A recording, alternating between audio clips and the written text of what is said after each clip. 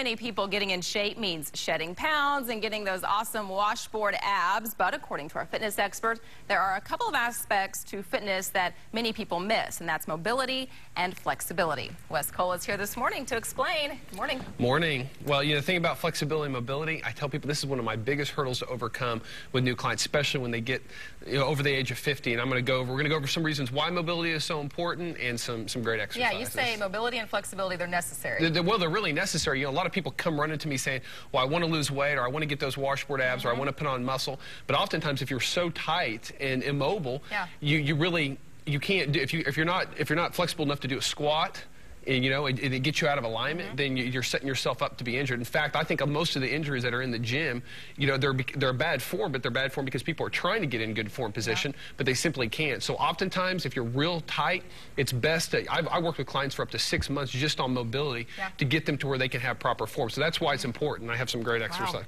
Okay, the first exercise is warm up before you stretch. Well, and this actually is an exercise because that's why so many people, they end up giving up stretching and mobility because they think stretching is warming up, and it's not. Warm up is defined as light aerobic activity done for 5 to 10 minutes to warm up, to elevate the muscle temperature, to get the blood flowing. Because if you jump right into cold stretching, you're going to end up doing probably more harm than good. And that's why a lot of experts have actually changed their policy on stretching, because it seemed to do more damage. But I guarantee if you warm up, not only will stretching be safer, but it'll be a lot more effective, and you can do these exercises that I'm going to show you. Okay, and the first exercise is called the Hindu push-up. This right here is like, it's like the basic, mobility 101 for all my clients. And Beth, come on out here.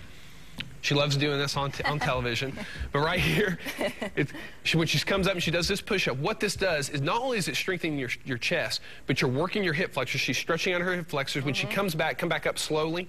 She's working her hamstrings. She's stretching her calves. These are all the muscles that people have so much trouble. They're especially tight and prevents people from doing squatting.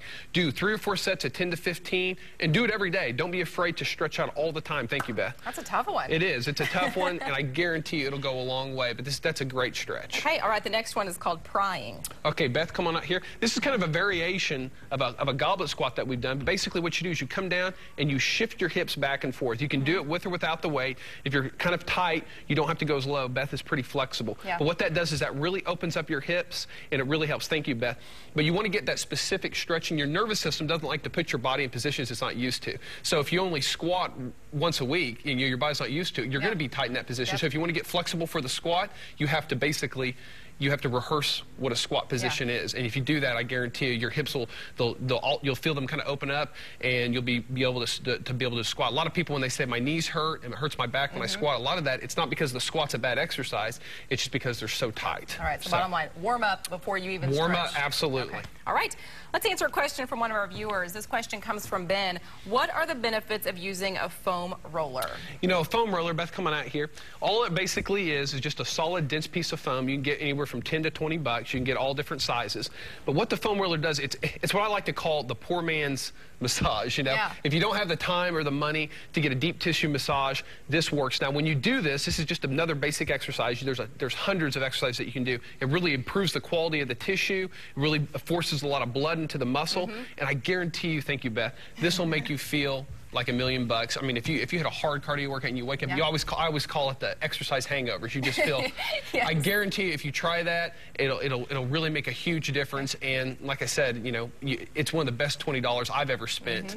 And it probably won't replace a sports massage or anything like that. One of the things that when you do it, a lot of my clients say it's not comfortable. Oh, it kind of hurts. But if you've ever done a deep tissue massage, it's not always real comfortable. No, they're not. So don't be afraid to kind of go through a little bit of discomfort, and I think it'll go a long way making you feel good. Okay. All right. Thank you, Wes. If you have a question that you would like Wes to answer, just go to the Weekend Morning section of our website, kjrh.com. Click on the Habitual Health link, or give Wes a call, 918-749-0960, or check out his gym on 46 just east of Sheridan.